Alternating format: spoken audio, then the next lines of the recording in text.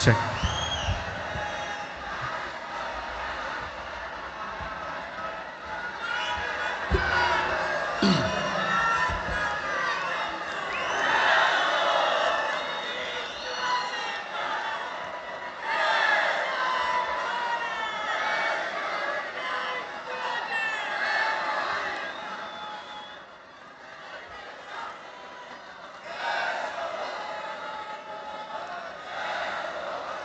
सन्माननीय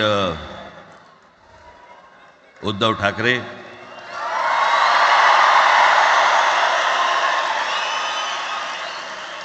आणि माझ्या जमलेल्या सर्व तमाम मराठी बांधवांनो, भगिनींनो आणि मातांनो,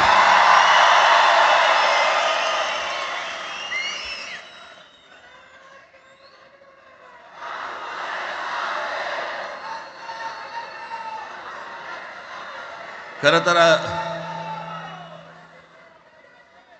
दोघांची भाषणं संपली ना की एकत्र आरोळ्या ठोका.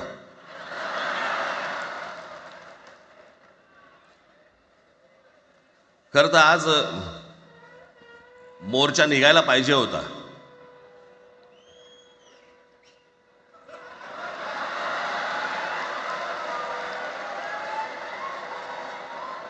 तोंडानेच आहे ना.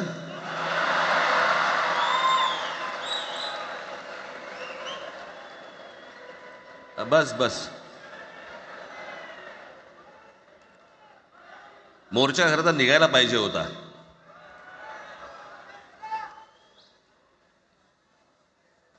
मराठी माणूस कसा सर्व बाजूने एकवटतो याचं एक चित्र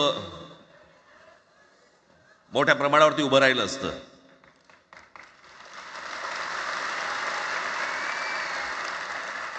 पण नुसत्या मोर्चाच्या चर्चेनेच माघार घ्यावी लागली.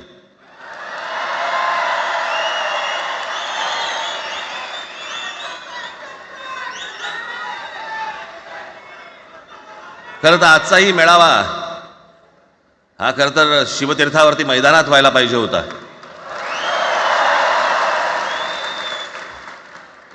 मैदान ओसंडून वाहिलं असतं अख्खं. पण पाऊस आहे, पावसामध्ये सगळ्या ठिकाणी अशा प्रकारचे काही जागा मिळत नाहीत फारशा मुंबईमध्ये, आणि म्हणून आज तुम्हाला सर्वांना इथे यावं लागलं. मी बाहेर जे उभे आहेत त्यांची मी दिलगिरी व्यक्त करतो की त्यांना आतमध्ये येता नाही आलं, परंतु आता काही स्क्रीनवरती आठवा.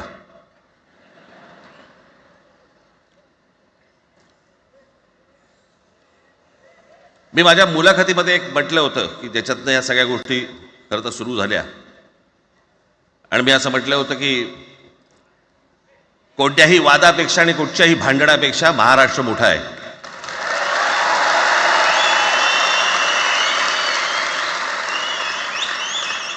आज जवळपास 20 वर्षानंतर मी आणि उद्धव आम्ही एका व्यासपीठावरती आज येतो आहोत.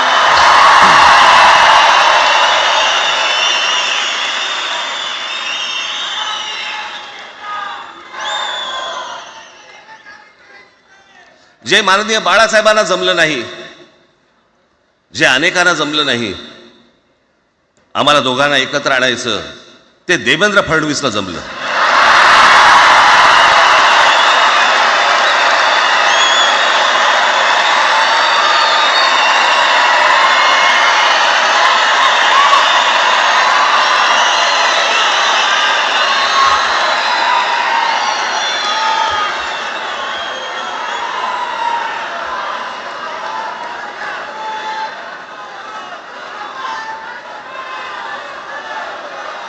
आता बऱ्याच सगळे चॅनल्सचे सगळे कॅमेरे तिकडे लागले, इकडे लागले, इकडे लागलेत.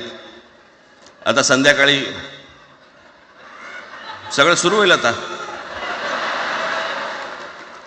काय वाटतं, काय दोघांची बॉडी लँग्वेज कशी होती?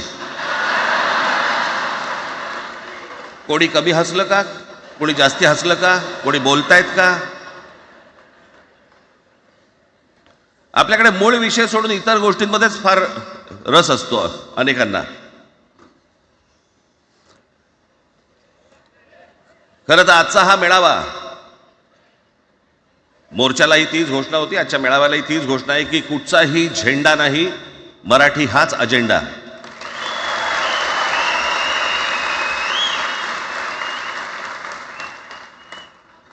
माझ्या मराठीकडे, माझ्या महाराष्ट्राकडे वेडावाकड्या नजरेने पाहायचं नाही कोणी.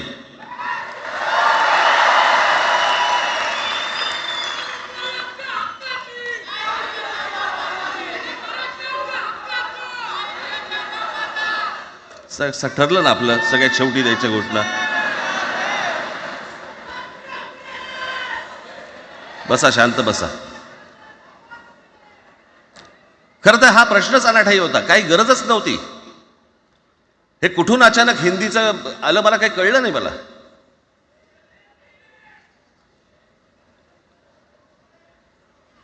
आणि हिंदी कशासाठी? हिंदी कोणासाठी? हिंदी त्या लहान लहान मुलांवरती जबरदस्ती करताय तुम्ही.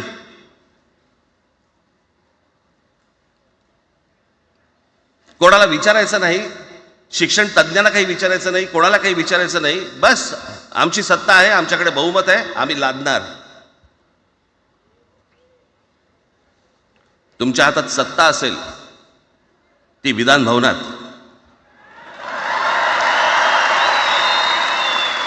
आमच्याकडे सत्ता आहे रस्त्यावर.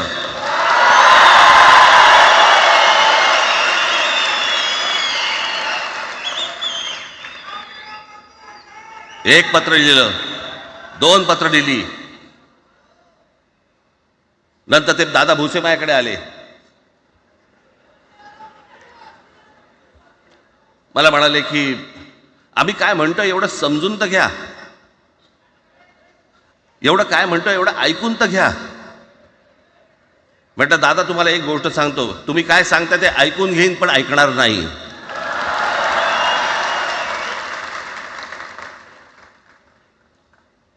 मराठीच्या विषयामध्ये त्याच्यात तुम्ही तिसरी भाषा लादताय. त्रिभाषा सूत्र, कुठलं त्रिभाषा सूत्र आणलं? त्रिभाषा सूत्र ज्या वेळेला आलं ते फक्त सेंट्रल गव्हर्नमेंट आणि राज्य सरकार, केंद्र सरकार आणि राज्य सरकार यांच्यामधल्या दुव्यासाठी म्हणून हे त्रिभाषा सूत्र फक्त आणलं.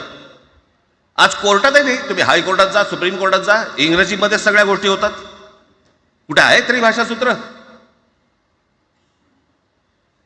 मग मला सांगायला लागले म्हणे केंद्रीय शिक्षण धोरणामध्ये, त्या धोरणातही नाही राहत, केंद्राच्या शिक्षण धोरणात, इतर कोणत्या राज्यातही नाही.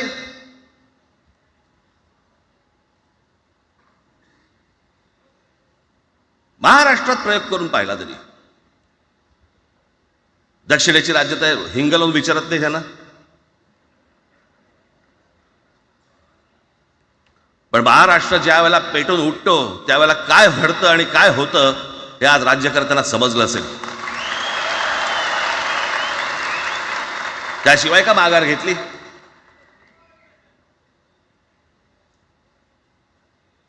विनाकारण आणलेला विषय होता. मी त्याशी त्या भुसेंना सांगितलं, म्हटलं मला सांगा उत्तर प्रदेश, बिहार, राजस्थान, मध्य प्रदेश कोणती तिसरी भाषा आणणार आहात? खरं तर आणली पाहिजे.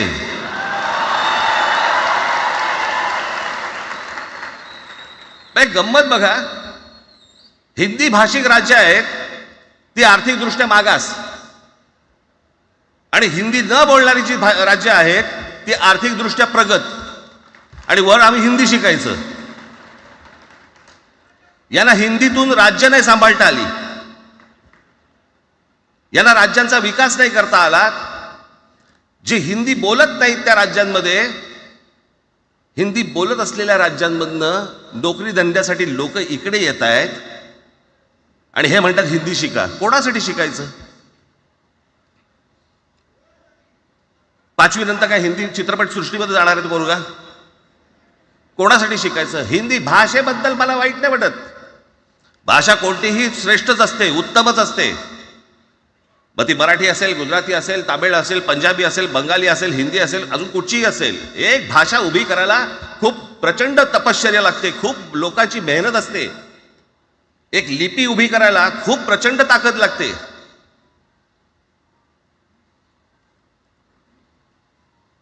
अशाच भाषा काय उभ्या राहत नसतात.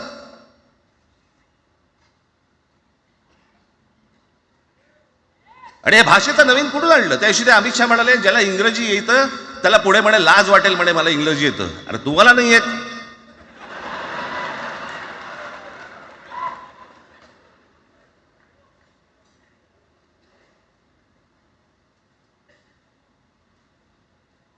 या संपूर्ण हिंद प्रांतावरती 125 वर्ष, 1400 वर्ष मराठ्यांनी राज्य केलं. 1400 वर्ष इतक्या राज्यांवरती आम्ही राज्य केलं. तो त्यावेळेला राज्यच नव्हती, पण जे प्रदेश होते त्याच्यावरती राज्य केलं. आम्ही मराठी लादली गुजरातवरती, मध्य प्रदेशवरती, राजस्थानवरती, पंजाबवरती, इतर सगळ्या प्रांतांवरती जिथे जिथे म्हणून अटोकपर्यंत पोहोचले होते मराठा साम्राज्य, आम्ही लादली. अरे हिंदी भाषा आहे, 200 वर्षापूर्वीची भाषा आहे, महाराजांच्या काळात पण नव्हती.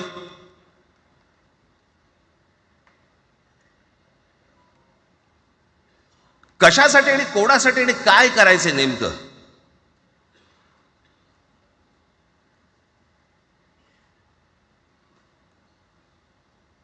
यांनी फक्त चाचपडून पाहिलं, चाचपडून. मुंबई स्वतंत्र करता येते का याच्यासाठी अगोदर जरा थोडंसं भाषेला डिवचून बघू.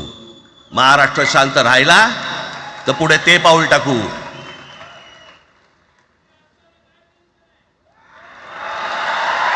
कोणाची माय व्हॅली आहे त्यांनी महाराष्ट्राला हात घालून दाखवावा, मुंबईला हात घालून दाखवावा.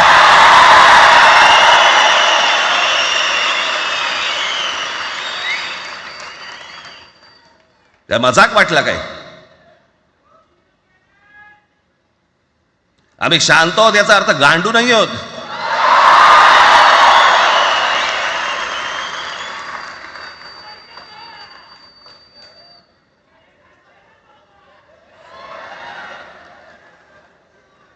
काही अंगावरती लादायचा प्रयत्न करतात आणि मग आता माघार घेतली ना,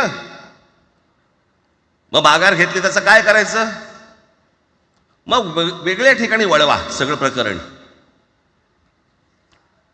वेगळ्या ठिकाणी म्हणजे कुठे? ठाकरेंची मुलं इंग्रजी मीडियम मध्ये शिकली, बरं मग पुढे? म्हणजे दादा भुसे मराठी मीडियम मध्ये शिकून शिक्षण मंत्री झाले, देवेंद्र फडणवीस इंग्रजी मीडियम मध्ये शिकून मुख्यमंत्री झाले. कुठे काय शिकले याचा काय संबंध?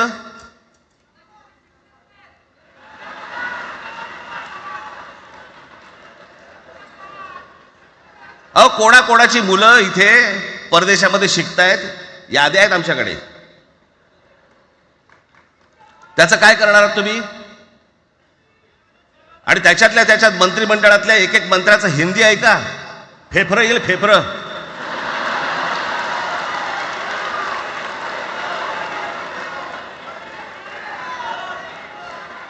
हे असले प्रश्न महाराष्ट्रात विचारले जातात.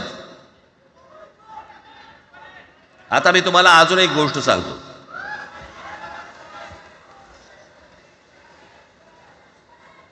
आम्ही मराठी मीडियम मध्ये शिकलो, हो शिकलो. आमची मुलं इंग्रजी मीडियम मध्ये शिकली, हो शिकली.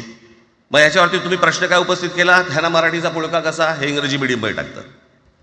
बरं, सन्माननीय माननीय बाळासाहेब ठाकरे आणि माझे वडील श्रीकांत ठाकरे हे इंग्रजी मीडियम मध्ये शिकलेले आहेत. या दोघांवरती तुम्ही मराठीबद्दल शंका घेऊ शकता का?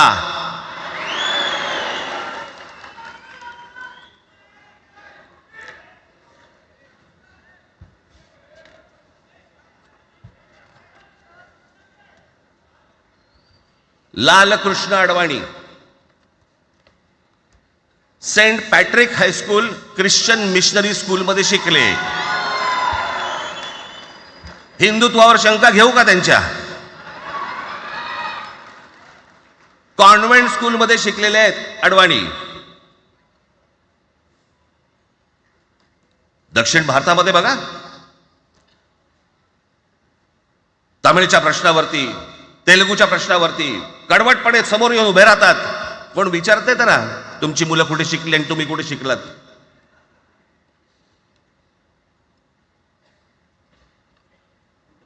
उद्या मी हिब्रू भाषेत शिकीन आणि मराठीपणाचा कडवट अभिमान बाळगीन. काय प्रॉब्लेम आहे?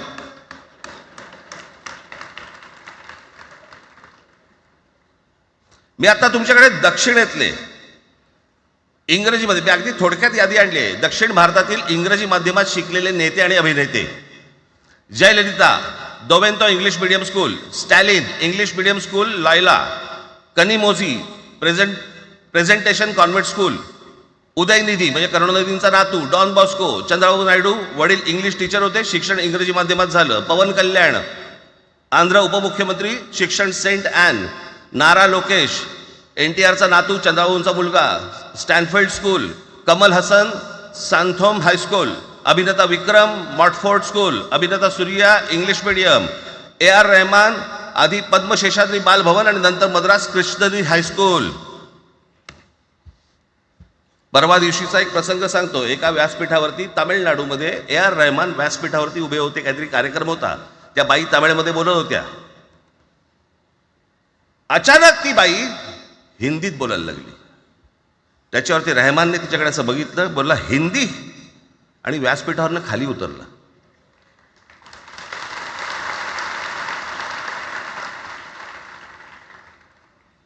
तुमचा कडवटपणा हे तुम्ही शिक्षण कुठे घेतले याच्यावरती नसतो, तो कडवटपणा तुमच्या आतमध्ये असावा लागतो. म्हणजे बाळासाहेब इंग्रजी मीडियममध्ये शिकले, इंग्रजी वर्तमानपत्रामध्ये व्यंगचित्र काढायचे, पण मराठीचा अभिमान याच्या बाबतीत कधी तडजोड नाही केली.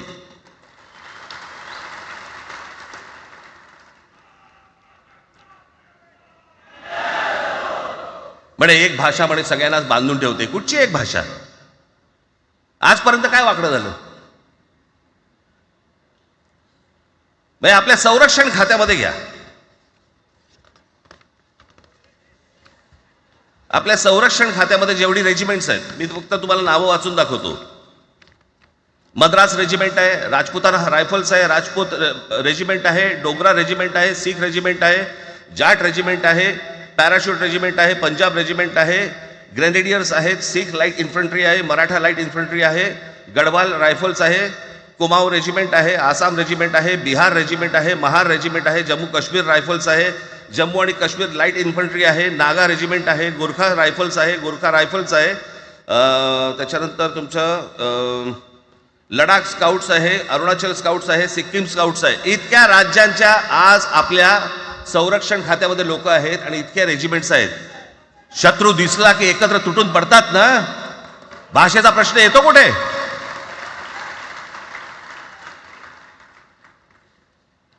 या देशामध्ये जेव्हा भाषावार प्रांतरचना झाली तीच या गोष्टींसाठी झाली ना, की प्रत्येक भाग तसे भाषांचे होते म्हणून. मग या सगळ्या गोष्टी का सुरू केल्यात तुम्ही? कशासाठी सुरू केल्यात? काय याच्या मागचं राजकारण?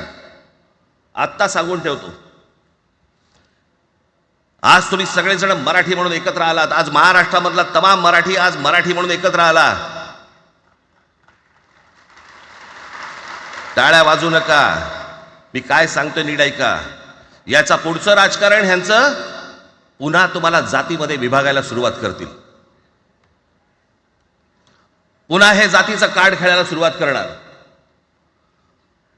मराठी म्हणून तुम्हाला कधी एकत्र येऊ देणार नाहीत. हे जातीपातीमध्ये विभागायला सुरुवात करतील.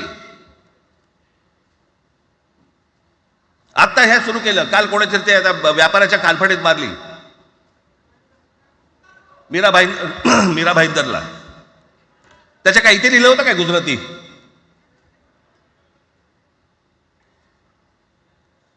पण एवढंही आपल्याकडे काही जे चॅनलमध्ये, मराठी नाहीत इतर चॅनलमध्ये, हिंदी आणि याच्यात गुजराती माणसाला मारला. कुठच्या गुजराती माणसाला मारला? बाचाबाचीमध्ये समोरचा गुजराती निघाला, इकडचा मराठी निघाला. त्याच्यामध्ये काय गुजरात्यानं मारलं का? केवढे व्यापारी आहेत. अजून तर काहीच केलेलं नाही.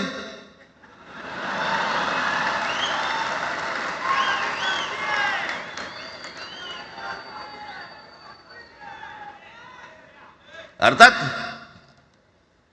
त्यांना मराठी आली पाहिजे याच्याबद्दल वाद नाही. विनाकारण उठसूट काय मारामारी करायची गरज नाही आणि मारायची गरज नाही. पण जर जास्ती नाटकं केली तर कानाखाली आवाज काढलाच पाहिजे तुम्ही. पण चूक त्यांची असली पाहिजे. आणि एका गोष्टीचं लक्षात ठेवा, अशी कधी गोष्ट कराल त्याची व्हिडिओ काढू नका.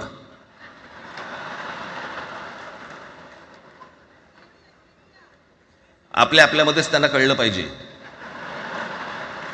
कळलं का?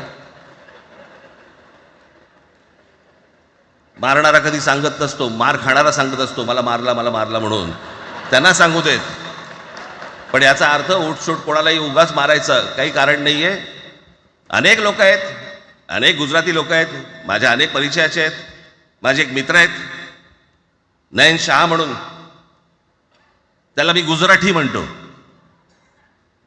तुमचा विश्वास बसणार नाही इतकं अप्रतिम मराठी तर बोलतोच, विनोदाचंही अंग आहे. आणि शिवाजी पार्क मैदानामध्ये फिरताना कानाला हेडफोन लावून पु ल देशपांडे ऐकणारा गुजराती आहे.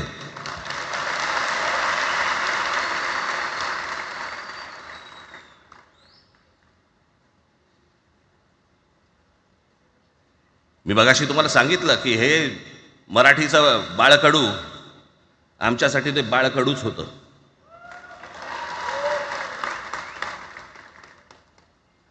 मी मागे एक प्रसंग सांगितला होता, आज मुद्दामून तो प्रसंग सांगतो आपल्याला की हे आमच्या धमन्यांमध्ये आलं कुठून. मी एवढा महाराष्ट्रासाठी मराठीसाठी कडवट का झालो. लहानपणापासूनचे अनेक प्रसंग आहेत माननीय बाळासाहेबांबरोबरचे, पण मी एक प्रसंग कधीही विसरणार नाही. आणि तो 1999 सालचा आहे. त्या 1999 साली शिवसेना भारतीय जनता पक्षाची युती सरकार येणार अशी परिस्थिती होती.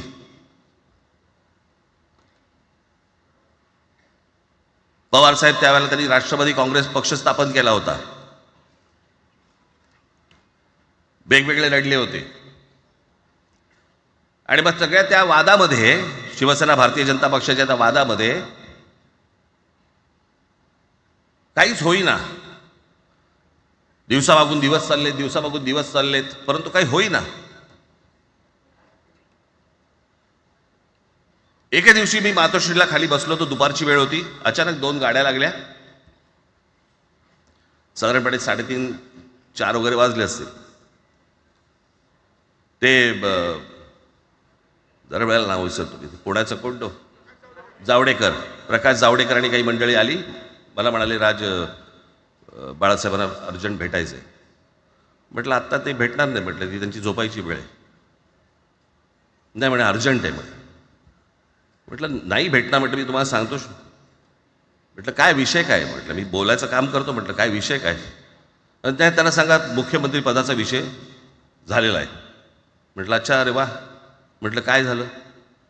सुरेशदादा जैन यांना दोन्ही बाजूने आम्ही ठरवलंय की त्यांना मुख्यमंत्री करायचं. एवढं फक्त बाळासाहेबांना सांगायचं. ठीक आहे. मी वर गेलो. रूममध्ये काळोख, शांतता. आम्ही अरे तुरेमध्ये बोलायचो म्हणून मी हाक मारली. म्हटलं हे काका गाढ झोपले होते. म्हटलं काका उठ. ए काका उठ. माझ्या बघितलं माझ्याकडे. काय रे. म्हटलं नाही ती सगळे खाली जावडेकर वगैरे सगळी मंडळी आली आहेत. म्हटलं बरं मग. नाही ते म्हणतात ते मुख्यमंत्री पदाचा विषय झाला आहे म्हणून. म्हटलं पण ते म्हणाले काय झालं. ते म्हणाले सुरेशदादा जैन यांना मुख्यमंत्री पदासाठी दोन्ही जणांनी सांगितलं की करायचं म्हणून. असं माझ्याकडे बघितलं त्यांनी. त्यांना जाऊन सांग महाराष्ट्राचा मुख्यमंत्री मराठीच होईल, दुसरा कोणी होणार नाही.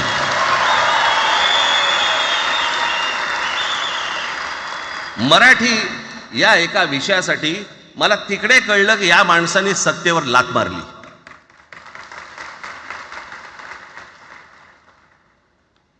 हे संस्कार ज्या पोरावरती झाले असतील तो मराठीसाठी तडजोड करेल काय.